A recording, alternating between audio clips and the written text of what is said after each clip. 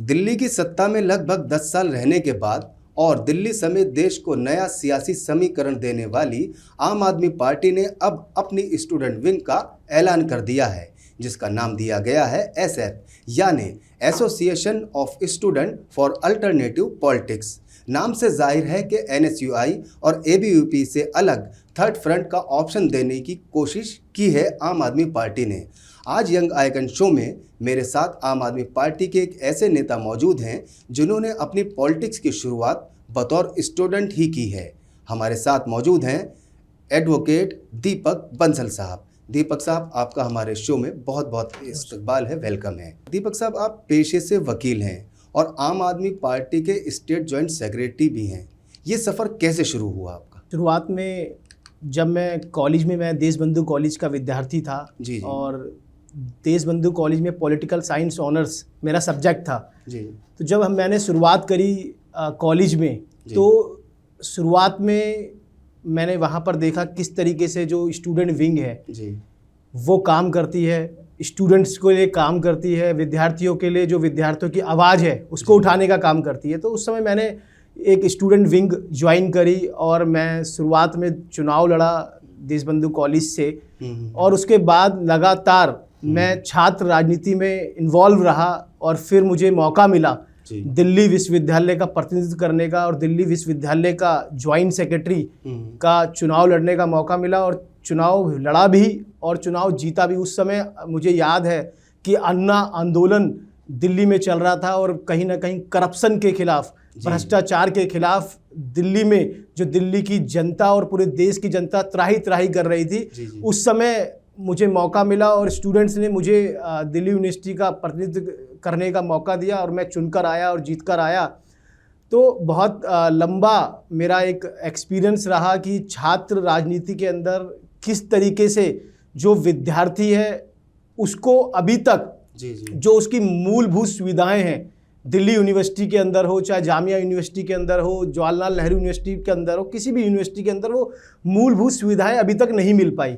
आप देखोगे कि एक अदिति कॉलेज है, वहाँ पर पानी की व्यवस्था नहीं है स्टूडेंट्स के लिए। तो बहुत छोटी छोटी चीज़ें हैं कि एसआरसीसी कॉलेज है, वहाँ एयर कंडीशनर कॉलेज है, लेकिन अगर उसके साथ में ही अगर बगल में रामजस कॉलेज में जाओ तो वहाँ पर एसी नहीं है बच्चों के लिए, स्टूडेंट्स के लिए।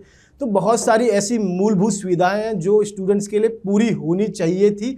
उसकी आवाज़ हम शुरू से उठाते हुए आए हैं। फिर लगातार हमने एक एनजीओ का भी एनजीओ बनाई, यूथ पावर वेलफेयर एसोसिएशन के नाम से, और उस एनजीओ के माध्यम से हमने दिल्ली में महिलाओं के लिए एक मैराथन का आयोजन किया और हर साल जो 12th के स्टूडेंट हैं उनको हम सम्मानित करने का काम भी करते हैं। तो लगातार हम स्टूडेंट से, यूथ से लगातार जुड़ते हुए अभी तक यहाँ पर काम कर रहे हैं। फिर शुरुआत हमारी पॉलिटिक्स राजनीति में हुई। अच्छा, मैं ये पॉलिटिक्स का आप जिक्र कर रहे हैं, आप अपनी बातों को वहाँ तक लेकर आ गए कि जहाँ से आपकी सियासत का सफ़र शुरू होता है। लेकिन थोड़ा पीछे जाएं तो आप जो यूनिवर्सिटी में स्टूडेंट विंग में शामिल हुए और एक पद आपको वहाँ पर मिला, उससे पहले आप जेल भी जा चुके हैं। आप एक वकील भी और जेल भी जा चुके हैं और जेल से आने के बाद आपने एक एनजीओ भी बनाई। वो क्या था? वहाँ पर क्या था कि स्टूडेंट्स की लड़ाई हम लड़ रहे थे। एक रेस्टोरेंट, मतलब हमारे यहाँ पर नेरुलास रेस्टोरेंट था जिस समय, और उस नेरुलास रेस्टोरेंट के अंदर बहुत सारी चीज़ें ऐसी थी कि वो ज़मीन जो थी वो यूनिवर्सिटी की ज़मीन थी। और ज़मीन जब यूनिवर्सिटी की देता है तो सब्सिडी पर देता है कि जो स्टूडेंटों की हितों के लिए और स्टूडेंट को कम पैसे में वहाँ पर उनको अच्छा मतलब भोजन मिल सके। तो उसी को लेकर मैं उस समय लूसू का कल्चरल सेक्रेटरी था। मुझे याद है मैंने वहाँ गया और मैं वहाँ जब गया तो मुझे लगा कि जो स्टूडेंट्स के लिए कहा गया था उन वादों को पूरा नहीं किया गया। तो वहाँ पर जब प्रशासन था, प्रशासन से तना बनी हुई, तो उस समय आपस में चीज़ें इन्वॉल्व हुई उसमें। फिर उसी केस में मुझे वहाँ जेल जाना पड़ा। तो जेल जाने के लिए भी हम लोग तैयार हैं, लेकिन छात्रों के हितों के लिए, जो छात्रों के हित हैं वो लगातार हम पूरा करने के लिए हम प्रयास करते रहेंगे। अच्छा, अब आम आदमी पार्टी ने भी जो है अपनी एक स्टूडेंट विंग बना ली है और उसका नाम रखा है SF, association of student for alternative politics. आपको क्या लगता है कि ये एनएसयूआई और एबीवीपी से किस तरह से अलग है? क्या उनसे कुछ अच्छा काम आप लोग कर पाएंगे? बिल्कुल करेंगे।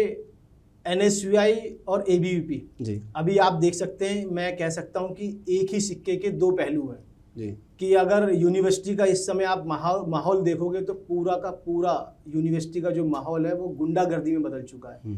मैं अभी कल परसों एक रील देख रहा था जी कि जो डूसू के प्रेसिडेंट ABVP से चुनाव लड़ा था ऋषभ चौधरी ने, जी तो उन्होंने क्या किया कि डूसू ऑफिस में गए जी। और डूसू ऑफिस में जाने के बाद जो रौनक खत्री ने जो गलती की थी, रौनक खत्री ने जो वहां पर लक्ष्मीबाई कॉलेज में जी गोबर फेंका था प्रिंसिपल के रूम के अंदर, उसने उसी का जवाब देते हुए दिल्ली यूनिवर्सिटी जो छात्र संघ का ऑफिस है जी जी उसके अंदर उस तरीके से वो हरकत की। जी और दिल्ली यूनिवर्सिटी का जो ऑफिस है, छात्र संघ का जो ऑफिस है, वो एक मंदिर है, क्योंकि जी, जी। हम भी वहां पर जब बैठते थे जी तो स्टूडेंट अपनी समस्या लेकर आता था और समस्या के समाधान के लिए हम लोग वहां बैठते थे। लेकिन इस समय जो माहौल है वो पूरा गुंडागर्दी उस ऑफिस के बाहर और उस ऑफिस के अंदर की जा रही है। जी क्योंकि एक तरफ ऋषभ चौधरी आता है, दिल्ली यूनिवर्सिटी का ऑफिस को बंद कर देता, ताला लगा देता है। फिर थोड़ी देर बाद 10 मिनट बाद वो रौनक खत्री जो अभी डूसू का प्रेसिडेंट है वो आता है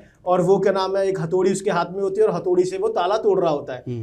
तो क्या यह चीजें स्टूडेंट्स को दिख नहीं रही, विद्यार्थियों को दिख नहीं रही कि किस तरीके से गुंडागर्दी कर रहे हैं? जी और इस समय जो विद्यार्थी है, स्टूडेंट है, जो 12th का विद्यार्थी है, वो डरा हुआ है जी कि इस समय दिल्ली यूनिवर्सिटी में इस तरीके का माहौल है कि स्टूडेंट कह रहा है कि भाई हम मूव ऑन करेंगे, हमें दिल्ली यूनिवर्सिटी में एडमिशन नहीं लेना। तो ये स्थिति इस समय ABVP और NSUI ने दिल्ली यूनिवर्सिटी में कर दी है। तो इसी यूनिवर्सिटी को हम क्लीन कैंपस बनाने का काम करेंगे, इस तरीके की जो गुंडागर्दी है इसको खत्म करने का काम करेंगे।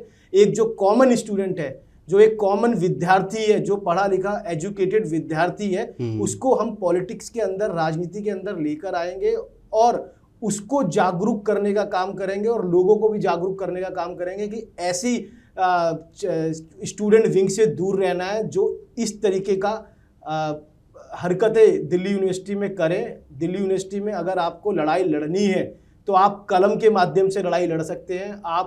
आपको अगर दिल्ली यूनिवर्सिटी का प्रेसिडेंट बनाया है तो आप किसी भी चीज़ को लेकर पहले वहाँ बता सकते हैं कि इस चीज़ की कमी है, वो टाइम दे सकते हैं। और उसके बाद एक जो भौगोलिक जो तैयार रहता है कि प्रोटेस्ट, आप उसको प्रोटेस्ट के माध्यम से अपनी बात को मनवा सकते हो। लेकिन इस समय प्रोटेस्ट नहीं, इस समय गुंडागर्दी चल रही है। अच्छा, एसएफ तो आप लोगों ने बना ली है, आम आदमी पार्टी ने एसएफ बना ली है।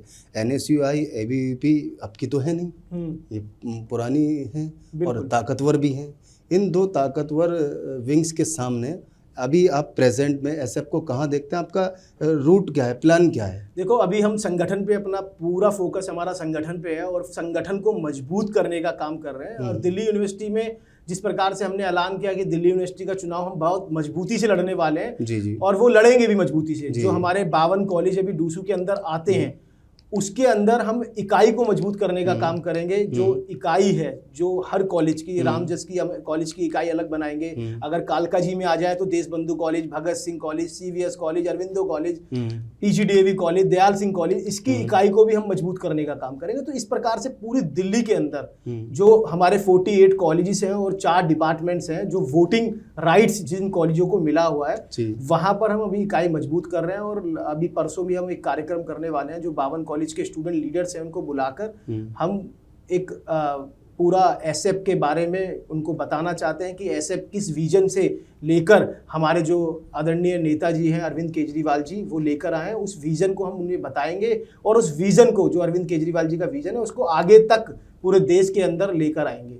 बीजेपी के जो बड़े नेता हैं, रहनुमा हैं, वो ये भी कह रहे हैं कि दिल्ली से जिस तरह से आम आदमी पार्टी हारी, ऐसी पंजाब से हारेगी और हारने के बाद ये पार्टी पूरी तरह से पूरे देश से ख़त्म हो जाएगी। आपको उनकी बातों में कितना दम लगता है? क्या कहना चाहेंगे इस बारे में? मुझे बिल्कुल भी दम नहीं लगता, क्योंकि जिस तरीके से दिल्ली के लोग आम आदमी पार्टी से बहुत प्यार करते हैं, स्नेह और अपना आशीर्वाद आम आदमी पार्टी को देते हुए आए हैं। तो आप देख सकते हैं 2% का जो फासला रहा है, उसमें भी प्रशासनिक जो दिल्ली के LG साहब थे, उन्होंने पूरा अपना रोल अदा किया है। और LG साहब नहीं चाहते थे कि दिल्ली के अंदर कोई भी काम हो सके।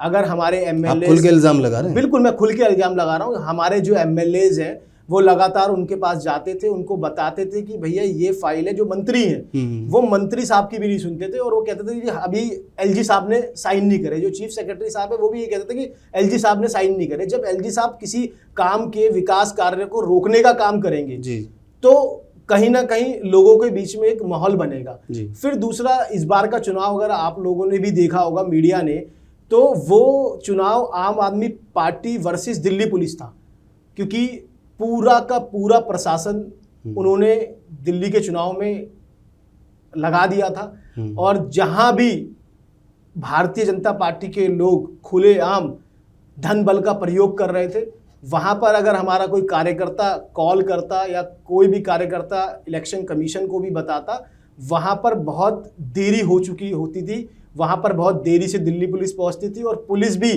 क्वेश्चन हमसे करती थी, ना कि उनसे। तो ये रवैया पूरा एलजी साहब का रहा।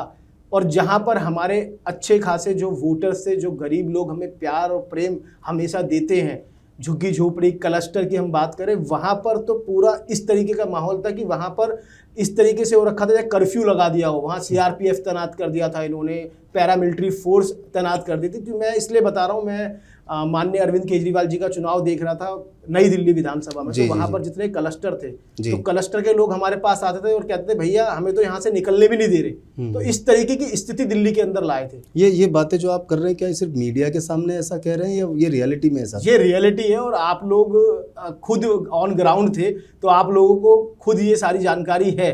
लेकिन मैं कैमरे के सामने इसलिए कह रहा हूँ क्योंकि ये मैंने खुद अपनी आंखों से देखा है। कोई ऐसा नहीं कि मैं आम आदमी पार्टी का स्टेट का जॉइंट सेक्रेटरी हूँ तो इसलिए कह रहा हूँ। मैं इसलिए कह रहा हूँ कि मैं दिल्ली का वोटर भी हूँ, मैंने दिल्ली में वोट भी किया है, और इससे पहले भी मैंने दिल्ली में वोट किया है। तो मुझे पता है कि किस तरीके की स्थिति इस चुनाव में थी और किस तरीके की स्थिति पहले चुनाव में थी। तो क्या आम आदमी पार्टी को समझा जाए कि वो इतनी दूरअंदेश नहीं थी कि इस तरह की सिचुएशन होने वाली, उसकी वो तैयारी करके रखे, या फिर ये अचानक से आप लोगों के सामने परेशानी? देखो क्या है कि जहां पर प्रशासन होता है, अब प्रशासन फेयर चुनाव कराए और फेयर इलेक्शन कराए, उसमें एक बड़ा डिफरेंस आता है कि जहां पर जो प्रशासनिक जिन अधिकारियों को आप वहां पर लगाते हैं फेयर इलेक्शन कराने के लिए, और वही अगर अनफेयर करने लगे तो चुनाव कहीं ना कहीं एक तरफा हो जाता है। तो वही माहौल दिल्ली का था। दिल्ली की जनता को नहीं पता था कि आम आदमी पार्टी की सरकार नहीं आएगी। और अभी आप देख सकते हो 100 दिन के अंदर क्या हालत है दिल्ली की। 100 दिन का रिपोर्ट कार्ड अभी जो दिल्ली की सीएम रेखा गुप्ता ने कहा है, दिल्ली का हाल उन्होंने कहा, बड़े बड़े वादे किए कि भैया। आप किस तरह से देखते हैं कि जब 100 दिन पूरे जो इसके 100 दिन का कार्ड ये पेश किया जा रहा है, आम आदमी पार्टी, अब आप बतौर आम आदमी पार्टी के आप रिप्रेजेंटेटिव के तौर पे यहाँ बैठे हैं, दिल्ली सरकार का 100 दिन के काम को आप कैसे देखते हैं? देखो, शिक्षा मॉडल की अगर हम बात करें तो जो हमारे दिल्ली के शिक्षा मंत्री और मनीष सिसोदिया जी द्वारा बहुत सारे शिक्षा को लेकर दिल्ली के अंदर बहुत काम हुआ, बेहतर काम हुआ। जी। और पूरे देश ने इस बात को माना कि जिस प्रकार से दिल्ली के स्कूल बहुत अच्छे इंफ्रास्ट्रक्चर के साथ बनाए गए, जहां पर लिफ्ट का भी यूज़ हो सकता है, जहां आप स्विमिंग पूल की व्यवस्था देख सकते हो, स्पोर्ट्स ग्राउंड देख सकते हो, और जहां पर बहुत अच्छी लैब्स की व्यवस्था हो सकती है। इस तरीके का शिक्षा मॉडल दिल्ली के अंदर माननीय मनीष सिसोदिया जी ने हमें ये मॉडल दिया। जी। वही स्कूल अभी 3 महीने पहले एक सीमापुरी के अंदर एक स्कूल बनाया, बहुत बेहतर स्कूल बनाया, और वो स्कूल अभी तक उन्होंने चालू नहीं किया। उसमें समस्या क्या आ रही है छोटी छोटी, कि वहाँ पर अभी पानी की लाइन चालू नहीं हुई, अभी वहाँ इलेक्ट्रिसिटी की चालू नहीं हुई। जब हमने हैंड ओवर किया उसके बाद आपको 3 महीने इन चीज़ों में लग गए। तो कहीं ना कहीं जो शिक्षा की बात केवल जो भारतीय जनता पार्टी करती है ना, वो कागजों पे करती है, वो प्रैक्टिकल नहीं कर रही। अगर प्रैक्टिकल बात करती तो शायद वो 3 महीने पहले जो स्कूल हमारी जो मुख्यमंत्री आतिशी जी ने दिया था, वो स्कूल अभी तक रनिंग चालू हो चुका होता, रन हो चुका होता, लेकिन हुआ नहीं। जमुना की सफाई, ट्रांसपोर्टेशन और पोल्यूशन को लेके क्या कहेंगे आप?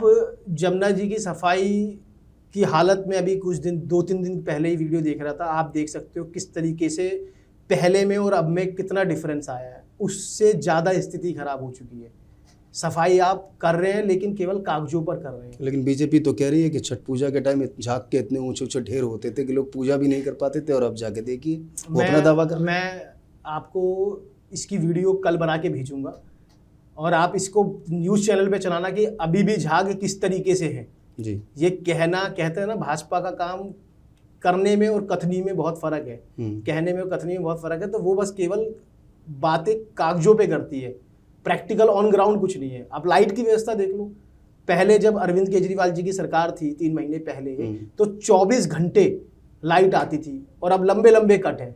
ये मैं नहीं कह रहा, लोग वीडियो भेज रहे हैं कि जी हमारे यहाँ 5 घंटे से लाइट नहीं आ रही, 6 घंटे से नहीं आ रही, हमारे यहाँ 3 घंटे से लाइट नहीं है। तो क्यों नहीं आ रही? इससे पहले भी तो सरकार थी जो आपको 24 घंटे की लाइट दे रही थी। मुझे याद है जब कांग्रेस की सरकार थी तो सबके घर में इन्वर्टर्स हुआ करते थे।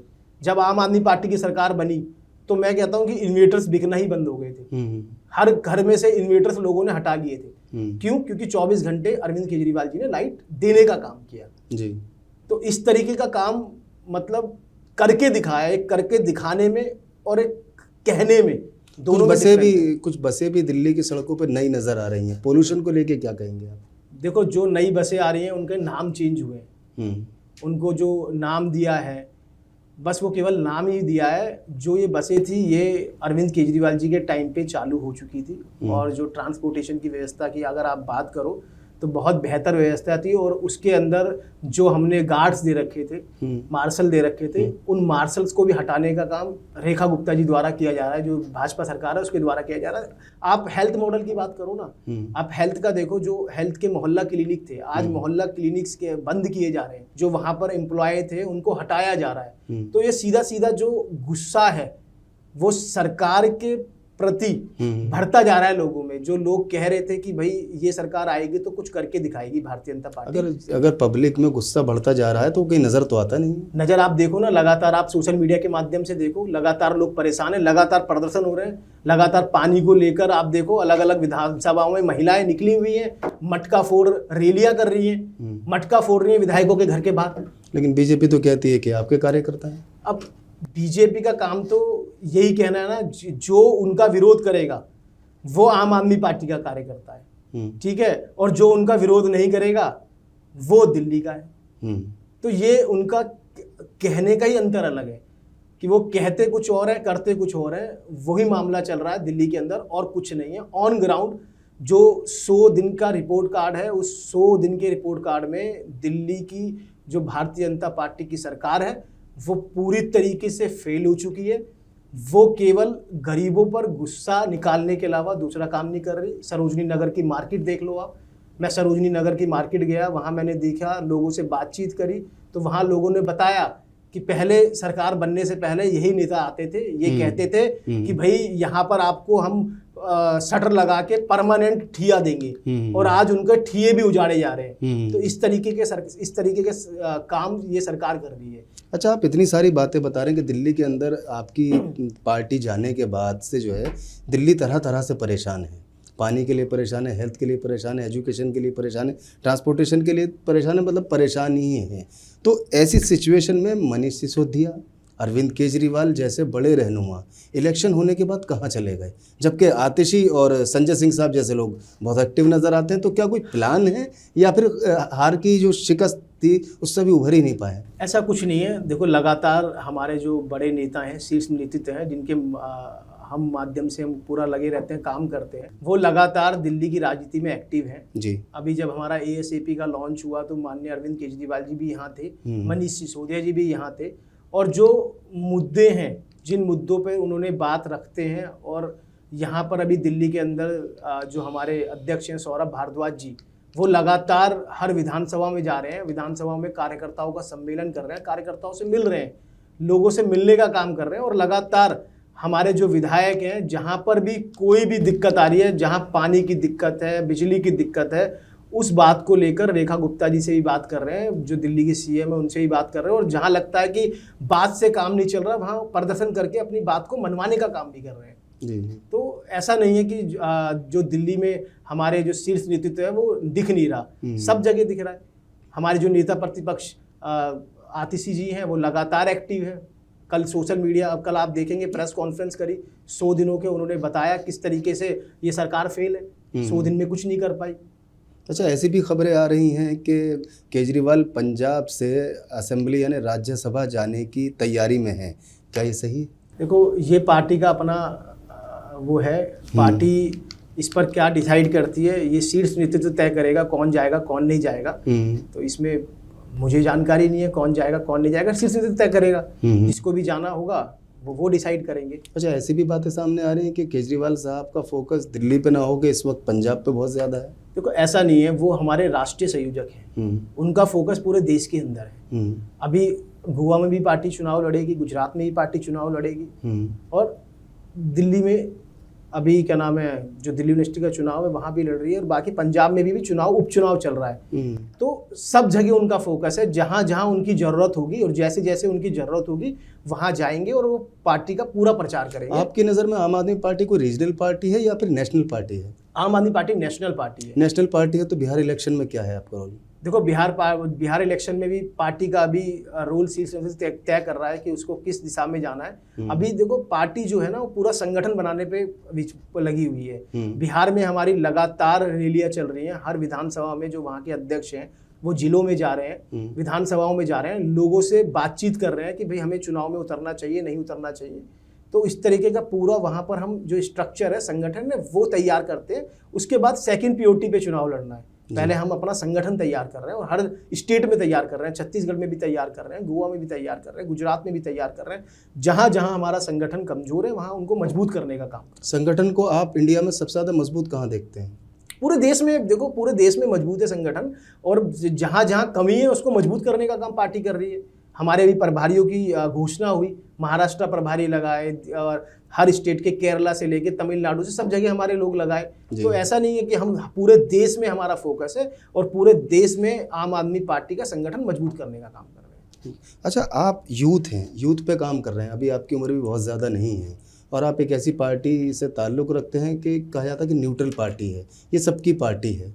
यूथ होने के नाते जो इस वक्त देश में माहौल जगह जगह अक्सर देखने को मिलता है, चाहे वो धर्म के नाम पे टकराव हो या फिर खासकर मैं धर्म की ही बात करूंगा, इसके लिए आप लोगों के पास कोई प्लान है, कुछ है ऐसी कोई प्लानिंग करना चाहते हैं? हमारे क्या करेंगे? हम सभी धर्म का सम्मान करते हैं और सभी धर्मों के लोग हमारी पार्टी में हर दायित्व पर हैं, हर रिस्पॉन्सिबिलिटी हमने हर धर्म के लोगों को दे रखी है। तो हमारे लिए यहाँ पर जो इंडिया का कॉन्स्टिट्यूशन है वो हमारे लिए पीओटी है, संविधान हमारे लिए पीओटी है। हमारे लिए धर्म कोई पीओटी नहीं है। धर्म सर्वधर्म की हम बात करेंगे, हमारे लिए मुस्लिम भी उतना ज़रूरी है, हिंदू भी उतना ज़रूरी है, क्योंकि हम सर्वधर्म की बात कर रहे हैं और सर्वधर्म की बात करके हमने इस पार्टी का जब निर्माण किया तो सभी धर्मों के लोग हमारी पार्टी में जुड़े। सर्वधर्म तो है, लेकिन कभी किसी एक धर्म पे या किसी एक मतलब किसी भी धर्म के ऊपर या कुछ भी कहीं कोई आंच नज़र आती है तो पार्टी वहाँ कितना खुल के बोल लेती है। अभी अलीगढ़ का एक वाकया हुआ, आपके सामने ही है वो, तो उस पर पार्टी का क्या स्टैंड रहा? देखो, जहाँ पर भी लगता है कि गलत हो रहा है जी, तो हमारे जो पार्टी के नेता हैं वो आवाज़ उठाने का काम करते हैं जी। अब लगा कि भाई हम कश्मीर की बात करें, कश्मीर में इतना बड़ा घटना घटी, जी जी, तो हमने पूछा ना, मोदी जी से पूछा कि भाई वो जो 4 आतंकवादी थे वो कहाँ गए, वो कहाँ हैं। तो ऐसा नहीं है, हमारे पार्टी के शीर्ष नेतृत्व और जो हमारे पार्टी के नेता हैं वो समय समय पर सारी चीज़ें पूछने का काम करते हैं और पार्टी के अंदर रहकर भी और पार्टी के बाहर भी वो उन चीज़ों की बात करते हैं कि भाई ये क्यों नहीं हुआ, ये होना चाहिए था। तो ऐसा नहीं है, जिस मुद्दे को लेकर, जिस बात को लेकर लोग नहीं कह पा रहे थे तो हमारी पार्टी ने स्टैंड लिया। हमारी पार्टी ने मोदी जी से पूछा कि भाई कहाँ है, बताओ ना, वो 4 लोग कहाँ गायब हो गए, बॉर्डर पार कर दिया उन्होंने, कहाँ है वो, उनकी कोई बात ही नहीं कर रहा। जिन्होंने ये घटना को अंजाम दिया, अगर वो हमें मिल जाते तो हमें पता चल जाता कि ये घटना जो घटी इसके पीछे और कितने लोग थे। अच्छा दीपक जी, अब आखिर में चलते चलते वक्त की थोड़ी कमी भी है, छोटा सा मैं आपसे जवाब चाहूँगा। आप यूथ हैं, यूथ पे काम कर रहे हैं, यूथ को आप क्या मैसेज देना चाहते हैं हमारे प्लेटफॉर्म से? मैं इतना ही कहना चाहता हूँ कि आम आदमी पार्टी का जो स्टूडेंट विंग है ASAP, वो बहुत मजबूती के साथ पूरे देश में अपना संगठन बना रहा है। पूरे देश में स्टूडेंट्स को लेकर, विद्यार्थियों को लेकर, जहाँ जहाँ विद्यार्थियों की बात, हित की बात होगी वहाँ उनकी बात को उठाने के लिए ASAP संगठन आपके साथ खड़ा मिलेगा। तो आप सभी लोग ASAP ज्वाइन करें और ASAP ज्वाइन करने के लिए 8588833485 के नंबर पर मिस कॉल करें और सभी युवा जुड़कर, युवा मतलब वायु है, जब वायु अपनी गति से दौड़ती है तो सबको बाहर ले जाती है। तो जो ये सरकार, जो झूठी सरकार है पूरे देश में चल रही है, इसको भी बहाने का काम, ख़त्म करने का काम स्टूडेंट विंग ASAP करेगी। आखिर में चलते चलते यूथ को एकता, मुल्क की अखंडता के लिए क्या पैगाम देना चाहेंगे? छोटा सा जवाब। मैं इतना ही कहना चाहता हूँ कि देश के अंदर सभी धर्मों के लोग रहते हैं, चाहे सिख हो, ईसाई हो, मुस्लिम हो, हिंदू हो, वो सब हम भाई भाई हैं और इकट्ठा होकर हमें 140 करोड़ देशवासियों की तरह काम करना है। जिस तरीके से जब एक घटना घटी पहलगांव के अंदर, और जब ये घटना घटी तो चाहे वो मुस्लिम हो, चाहे वो हिंदू हो, चाहे वो ईसाई हो, चाहे वो सिख हो, वो पूरा भारत में एक अखंडता के साथ खड़ा था और पूरे भारत के साथ इंडिया बन के, भारत बन के खड़ा था। उसी तरीके से हमें सर्वधर्मों के साथ इकट्ठा होकर खड़े रहना है, इतना ही कहना चाहूँगा। ठीक है, एडवोकेट दीपक बंसल साहब, आप हमारे स्टूडियो में आए, हमारे व्यूवर्स को इतनी अच्छी अच्छी बातें बताई, पार्टी का आपने आगे का प्लान बताया और आपने ये भी बताया कि देश के यूथ को किस तरह से रहना है। आप हमारे स्टूडियो में अपना कीमती वक्त निकाल कर आए, आपका बहुत बहुत शुक्रिया। बहुत बहुत धन्यवाद। तो नाज़रीन, ये थे एडवोकेट दीपक बंसल साहब, आम आदमी पार्टी से। उन्होंने इतनी अच्छी अच्छी बातें हमारे दरमियान रखी। मुझे उम्मीद है कि आपको हमारा ये प्रोग्राम ज़रूर पसंद आया होगा। फ़िलहाल अपने होस्ट, अपने दोस्त रियाज़ मलिक को इस वादे के साथ दीजिए इजाज़त। अगले हफ्ते एक और पर्सनैलिटी के साथ फिर से हाजिर होंगे। तब तक के लिए खुदा हाफिज़।